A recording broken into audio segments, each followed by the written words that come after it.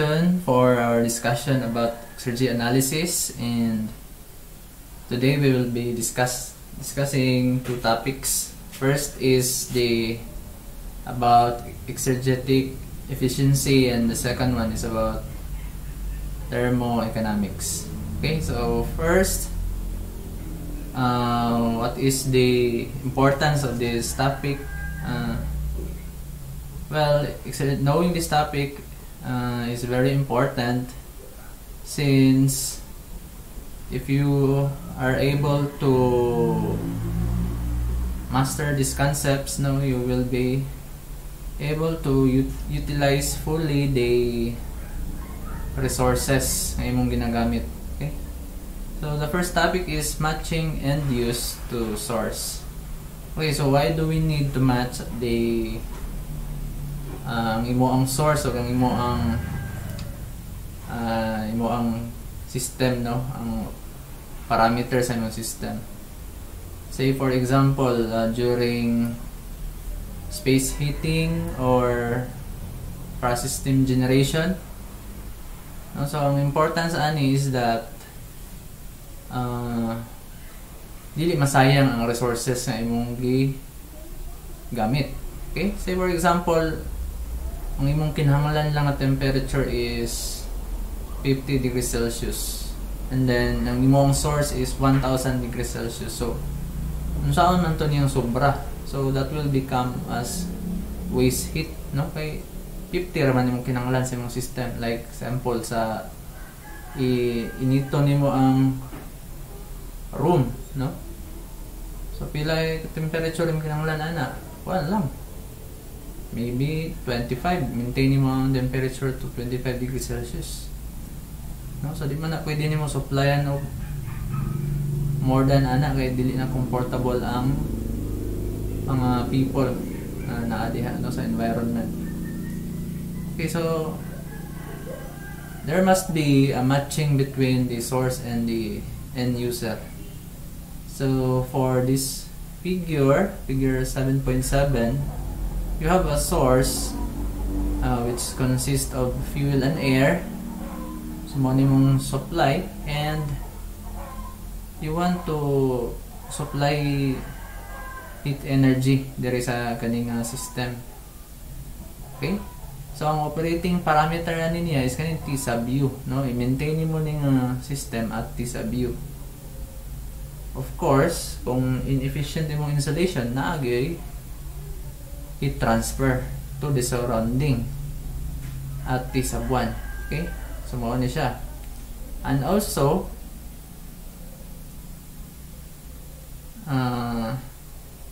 kaning Q sub O nimo, mo ang ginagamit diri. Okay, so the question is, mo ba ni ang pinaka-efficient nga system? So unsa na nimo pag-evaluate? You apply the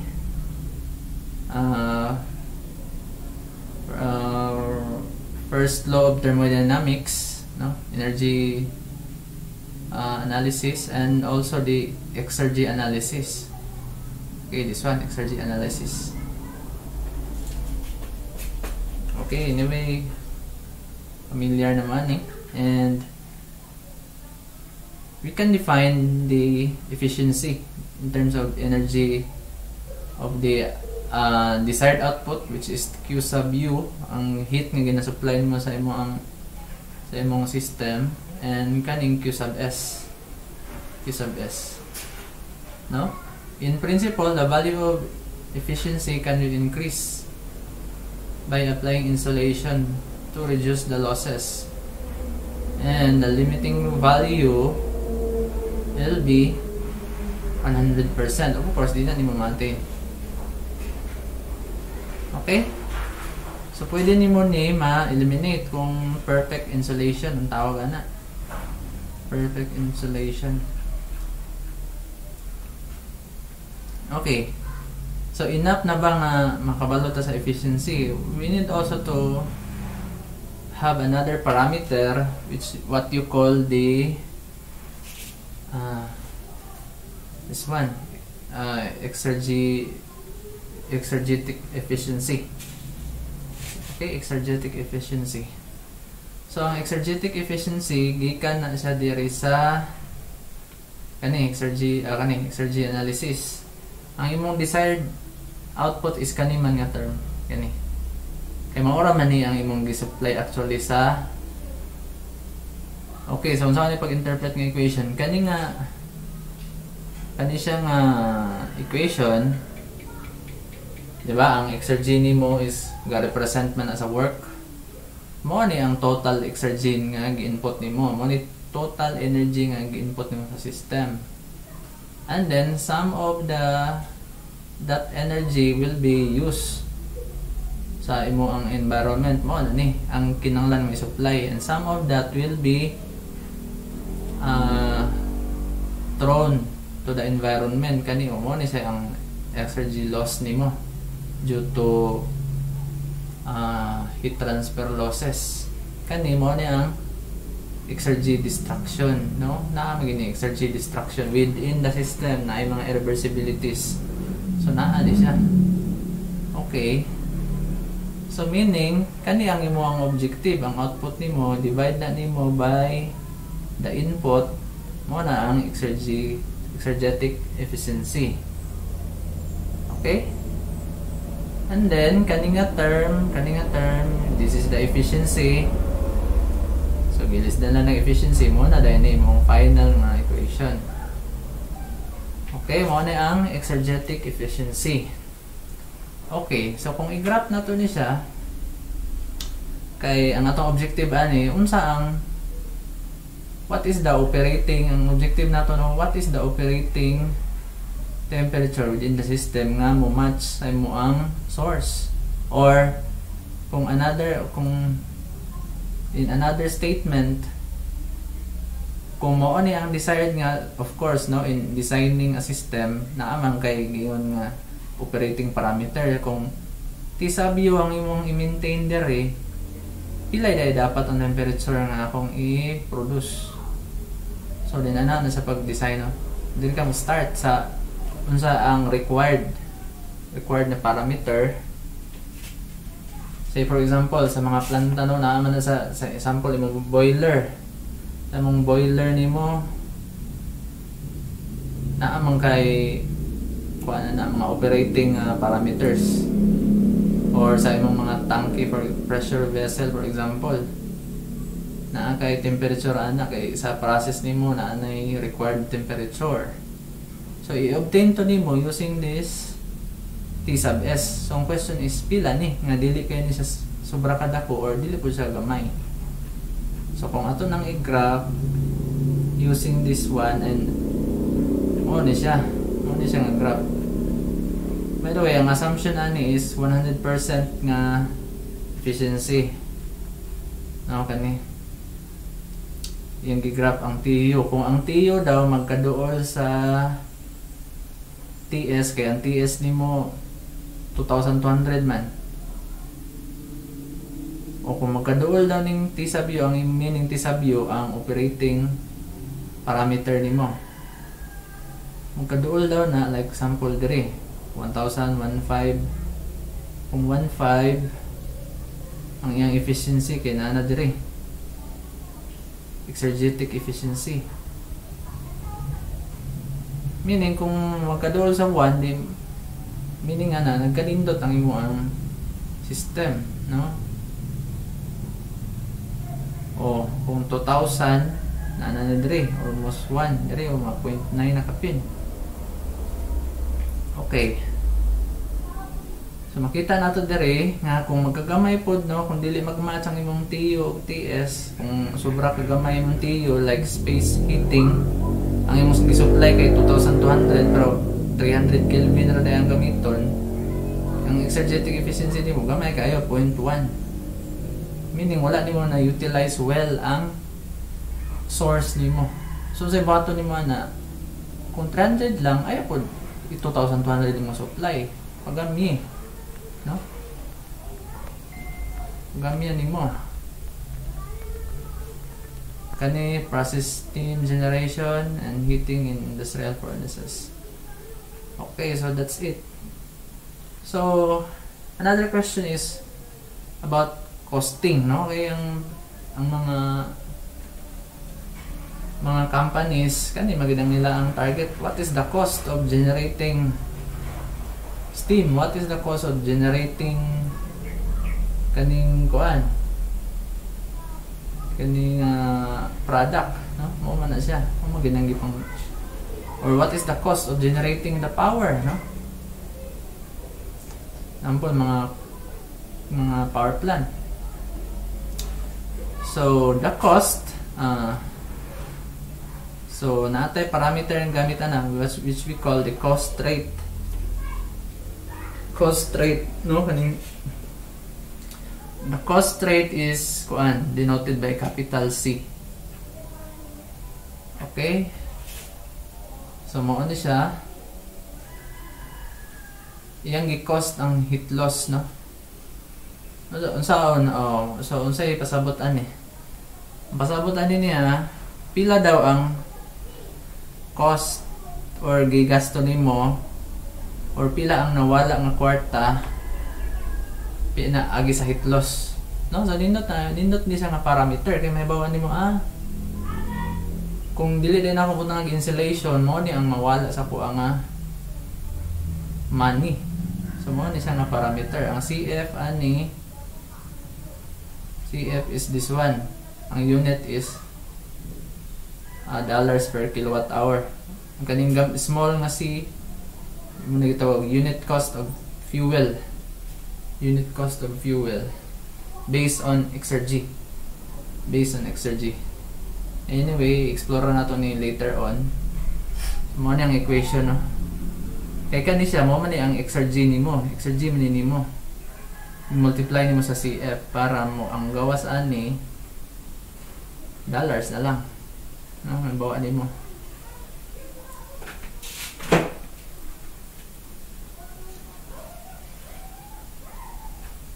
okay.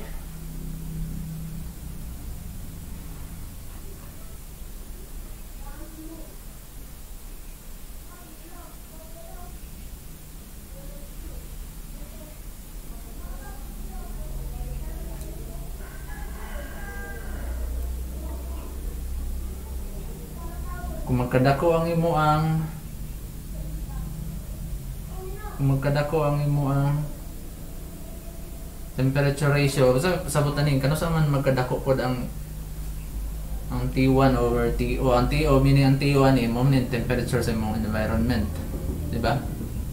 So meaning kung dako kay ni siya nga ratio, kung 1 ang ratio ani meaning ang T1 nimo surface sa imong system og ang environment the same kung 1. Kung dako kay ang difference meaning init kay ang imong system, wala nimo gi-insulate, no? Munang mo dako ang exergy loss. So mo dako pud imong cost na kay multiply ra na nimo by CF man. Mo na siyang effect ang importance ana. Okay, let's move forward with some of the exergetic efficiencies of common components. So unsa ni mga common components? Turbines. So unsa na ning pagkahibalo ang exergetic efficiency? First, nakay turbine,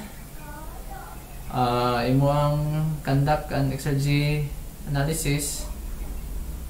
Kani anong zero ni meaning assume niya nga no heat transfer to the surrounding. Meaning, gi-insulate maayo ang imong turbine, so almost negligible yung losses. Maning ma-zero na siya. And then, ang desired output man nimo sa imong turbine is the work. So, mo na siya, work and ang exergetic efficiency sa turbine, work over kani.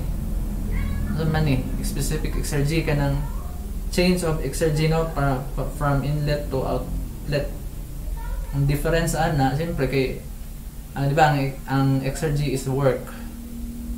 So pag sulod niya sa turbine, some of the work is transform as power. So ang nigawas kung i-minus to nimo sila mo to i-input nimo. So literally output over input ra gihapon eh.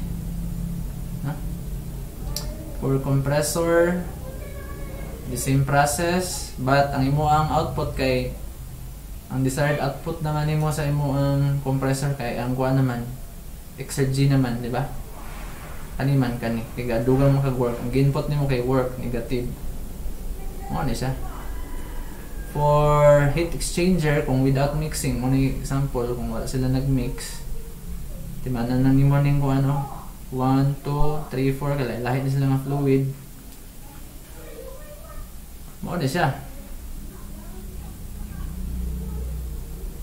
No, again, ang kuanan ni is regarding the hot stream as supplying the exergy increase of cold stream, meaning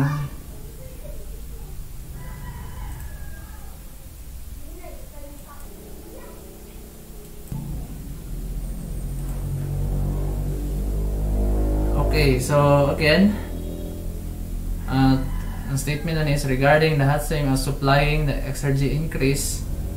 So kung ang hot stream ang nag-supply sa exergy increase, no, ang supply meaning input nimo, so ang input ani is the hot stream mo ni output kani. For direct contact meaning nagmix ang imo ang fluid like kaning example, so maupod ni ang imo ang efficiency. Okay, so again, output over input gyapon ni siya. Okay, let's proceed with the thermoeconomics. So ang thermoeconomics meaning diri na nato i-apply ang costing, no? It is the cost of generating this the power, cost of generating steam. So diri na nato ni siya analyze. Okay? Kaya again, very important ni siya kay mo man ang target jud sa company gud, no? Diba ang cost, minimize cost, maximize profit. Okay? So this we have an example, Exergy costing of a cogeneration system. Cogeneration meaning nagproduce ka og power and as well as steam, no? Cogeneration. Okay, so this is the diagram. You have the boiler. So sa imong boiler na ay nakay fuel, nakay air. Combust ni sila will produce combustion products kani. So sa imong fuel naa na sa company nga Exergy rate, no? Exergy rate ni kani. Then kaning C mo nang kuan mo unit cost. Now unit cost ning small c, unit cost of the fuel, and then ang air wala man kay cost ng air pero nasa Exergy EFA kani. Then ang combustion products EFP kani. Feed water mo ni ang ganang water nga imong initon sa boiler, then it will produce steam, high pressure steam. Mao ni siya C1. So mo ang kaning C mo na ang unit cost sa again now inyong timanan sa ning small c, what is big C. Ang kaning small c to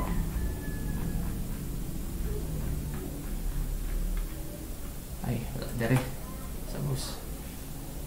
Small c is ang small c is cost per unit of exergy, no? Cost per unit of exergy. So ang unit ana niya is cents or dollars per kilowatt hour, and there is cents mang gamit. Anyway, 100 cents is $1. Okay. So naani siya, no? And then Exergy rate pasulod dire mugamay na siya, may mong Exergy EF2. And again mo produce na siya og power. Ang kani siya mo ni ang unit cost of power per unit Exergy. siya. And then kaning C2 ang for simplicity kaning C1 and C2 is equal ra ni siya. Okay, boiler analysis. So in analyzing the cost within sa imong boiler, again mo ni mo system. So unsay mo sulod sa imong system? Oh, by the way, ang output sa taon na. Ang output nimo is high pressure steam and combustion products. So mao ni siya. C1 cost rate na nino kaning dako nga si anyway, ang kaning dako nga si is kuan naman ni siya. Kani cost per unit exergy times the exergy. Mora na meaning ani. So kaning cost sa steam plus sa maning P. Ano yung cost sa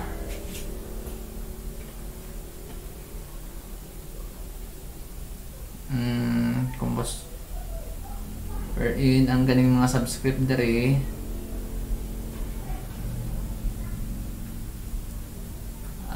naman to ha, combustion products. Okay, combustion products ang P. Cost sa steam plus kay mo man ang mga output kani.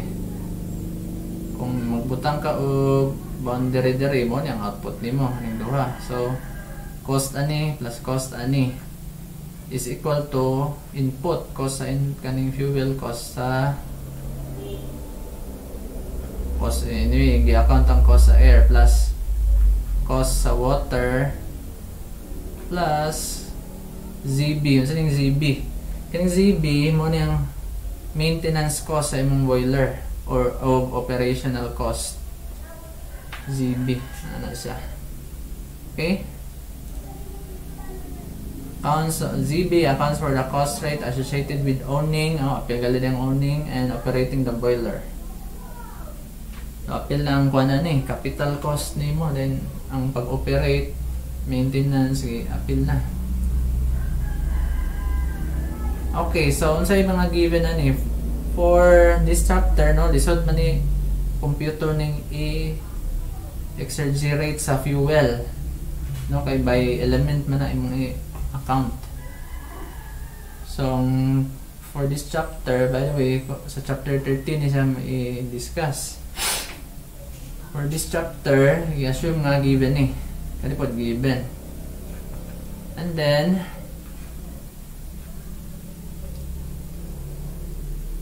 for simplicity, we assume nga zero ang air, combustion products, and feed water.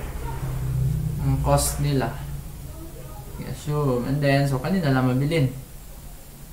So, makuha, based on this one, by the way, again, kani C1 gave breakdown na siya, C1 EF1. Divide nimo by EF1, makuha nimo ang unit cost per unit exergy C1. So unsa ning C1? This is the high pressure steam. Tan-awon nimo this diagram. High pressure steam, low pressure steam. And then so meaning usay pasabutan makuha na nimo ang pila day cost sa cost in generating high pressure steam. Kuha nimo diri.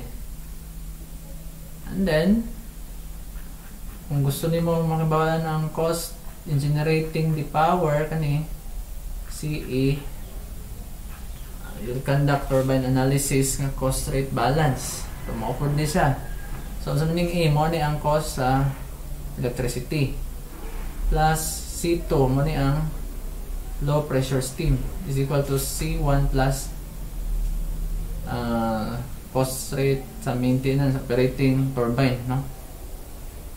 Again, kani siya o kani December ni ang C1 C2 equal mo na dahil niyang metabo, so mo na ni ang C sub E. Okay, so that's it. So we have an example, and again kani example kung ano nisa sa cogeneration system, sample sa costing sa cogeneration system. Kung basahon, the cogeneration system consists of a natural gas fueled boiler and a steam turbine that develops power and provides steam for an industrial process. So, cogeneration system develops power and provides steam. So, usually, mga planta niyan, no? Kaya ilang plant nag-produce of power and as well as steam para may gamitan ng steam sa mga processes nimo. Pampainit sa imong system. Maintain sa temperature ang ana. So, at steady state, fuel enters the boiler with an exergy rate of 100 megawatts. So, mao ni ang exergy rate sa fuel. No, kadong EFF. Steam exits the boiler at 50 bar. So, mao ni ang state 1 with an exergy rate of 35 megawatt. Steam exits the turbine at 5 bar. 205 degrees Celsius and mass flow rate of 26.15 kg per second. The unit cost of the fuel is 1.44 cents per kilowatt hour of exergy. So, mo ni ang small cf, no? Small cf. The cost of owning and operating the boiler and turbine are respectively. So, mo ni ang mga Z, no? ZB and ZT. The feed water and combustion air enter with negligible exergy and cost. The combustion products are discharged directly to the surrounding with negligible cost. So, zero to sila. Heat transfer with the surroundings and kinetic potential energy effects are negligible. T sub O is 298 Kelvin. So, the question is for the turbine, determine the power and the rate exergy exits with the steam, H in megawatt. And letter B, determine the unit cost of steam exiting the boiler, the steam exiting the turbine, and the power in cents per kilowatt of exergy. And letter C, determine the cost rate of the steam exiting the turbine and the power. It's in dollars per hour. Okay. So, mo ni ang imong system, diagram mo. So, first, dapat i-determine mo kung saan hindi pangayo dari. Dapat kaila ka kung saan C, small c, capital C ba ni, small e, capital E ba ni. No? So, muna ang first ni mga buhaton.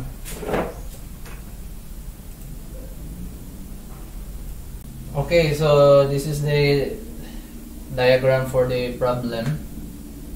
Okay, so you have the boiler and the turbine.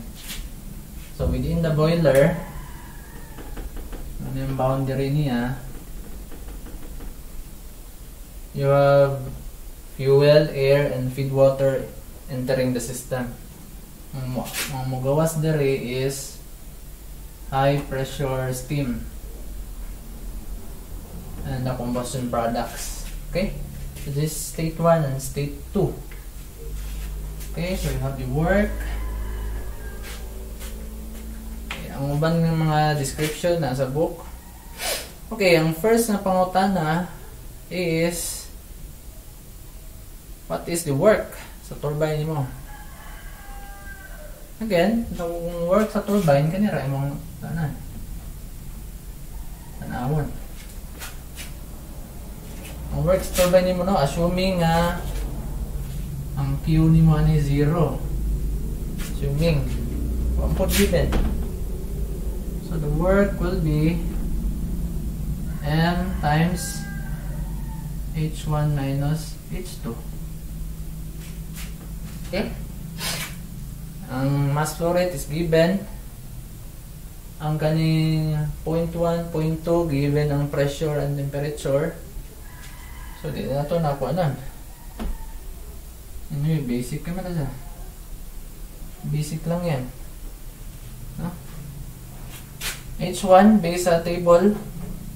Base sa table, ang H1 is 3353.54 minus 2865.96 kilojoule per kilogram. So, ang answer ni will be kilowatt. So, i-convert na nimo into megawatt. Ay mong 12.75 megawatt. Okay. na. Then, letter B, pa rin naman. And the rate exergy exits with the steam. No, isang rate of exergy exiting diri sa turbine mo. So, kuan lang gipangayon na. Kani yung gipangayon na. No? So, again, saan pagkuha? You apply exergy balance. Exergy balance. Okay, ito exergy balance.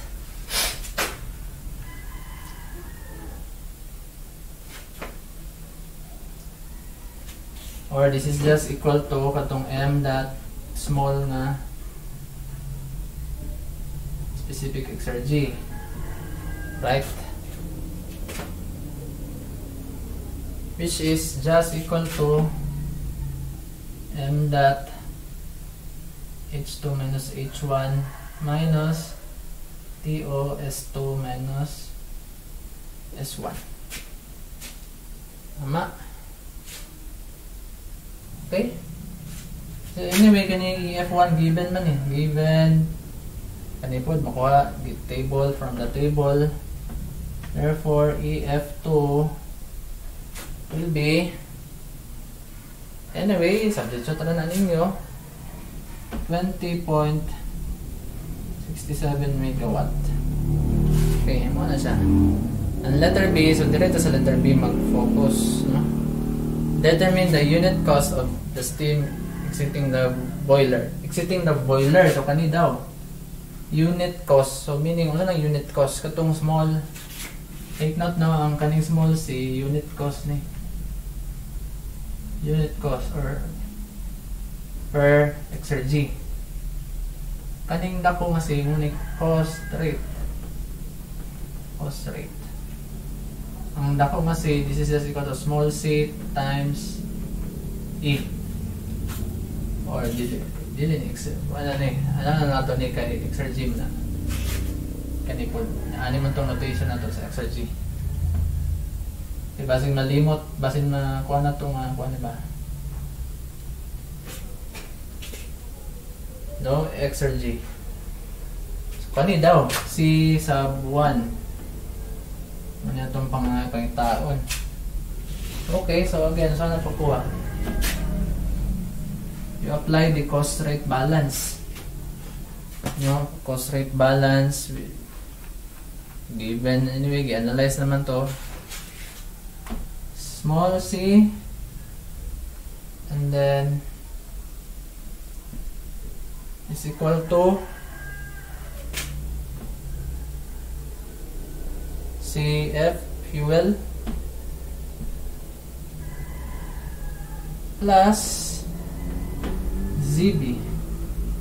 Again, say assumption ani, ang assumption ani no cost sa imong air, sa imong feed water and sa combustion products. May assumption na ni. So base dire makuha na nimo ni. Ano naman kay given man ni given po given. C1 is just CF 1.44 cents. By the way, ang target nga unit kay cents per kilowatt hour. Based sa problem, no? Based sa problem. May gigon sa problem.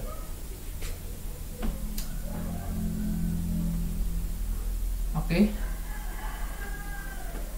So, kani siya nga term, ito i-divide ani, EF1. So, ang EFL, exergy sa fuel, given man, 100 megawatt. Diba? Ang EF1, given po, 35 megawatt. Dari na EF1. Given na sa problem. Cancel. Plus ZB. Again, nasa ning ZB, ito ning operating cost sa boiler. Given man to, which is $1,080 per hour. per hour. And then divide man ani EF1, so 1 over. Okay, addition man nino dapat same sila og unit. So ang unit dire cents per kilowatt, dire dollars per megawatt hour. So convert pa nato ni 100 ano.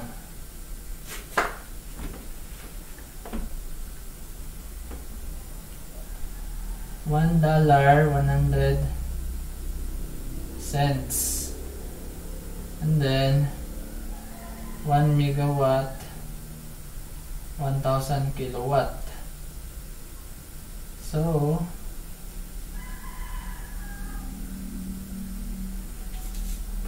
ang unit will be cents per kilowatt hour.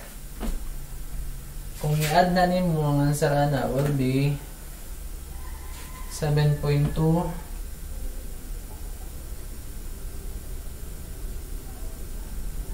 cents per kilowatt hour.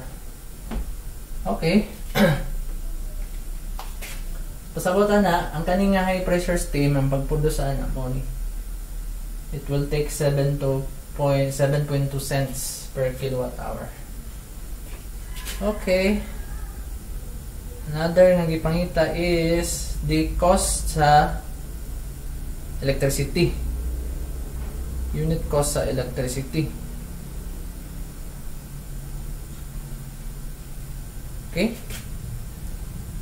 Ang unit cost sa electricity, wala nang reason. Kanina siya. CE nga gamay. Again, you apply the cost rate balance on sa output ani. Ang output is CEWE, diba? Plus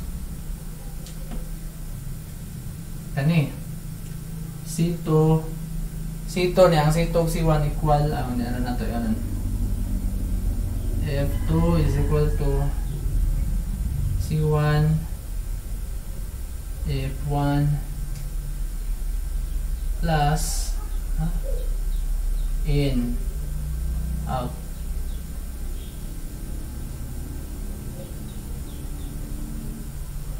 Output in input plus ZT.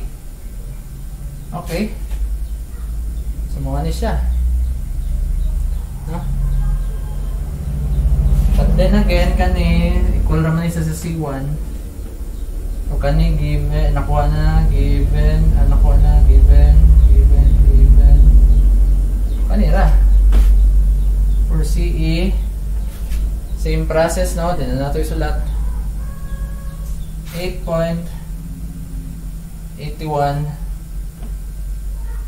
cents per kilowatt hour. I-verify lang na ninyo. And for letter C, ang ipangin sa letter C kay cost rate.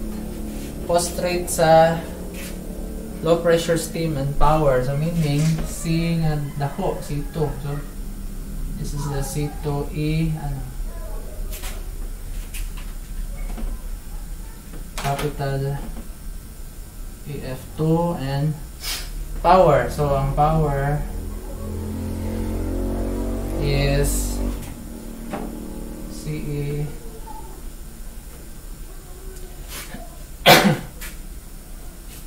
so ang sira na to ni una C2 8 ang C2 is the C1 pila to C1 7.2. Take note, C2 is the C1. Gamay nga, kuha na ha, C. Cents per kilowatt hour. And then EF2 is na-solve naman natin ni kaganihan 20.67 megawatt. So, pila yung giingon niyang usang unit nga yung giingon? Dollars per hour. Dollars per hour daw. So, convert na ito ni 100 cents $1. kani kilowatt megawatt times nimo niyo 10 to the 3 times 1,000 parang imong kilowatt. So dollars per hour. So ninana ang answer is 1488.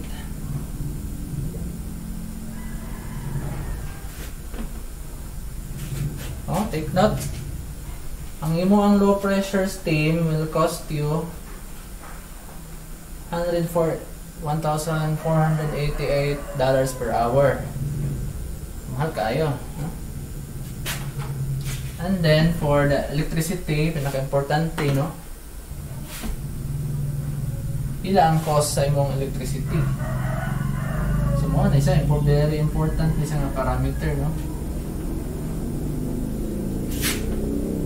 This is just 8.81 cents per kilowatt hour times 12.75.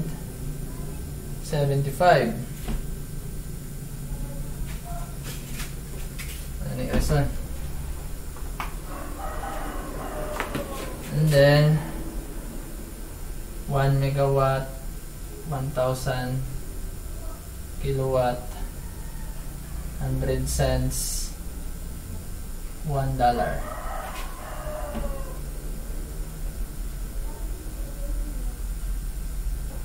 Okay? Ang answer ani will be $1123 per hour. Okay? So, very important kini. So, meaning, kani nga planta will cost you $1,123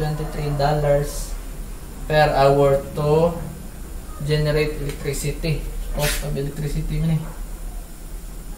Cost of electricity. Okay, so muna sa basihan no nganong mo man ni ang singil sa ILPI karon. So mo ni siya. Of course, ila pa puding patungan no transmission cost sa padiha. Operation cost. Okay, so that's it.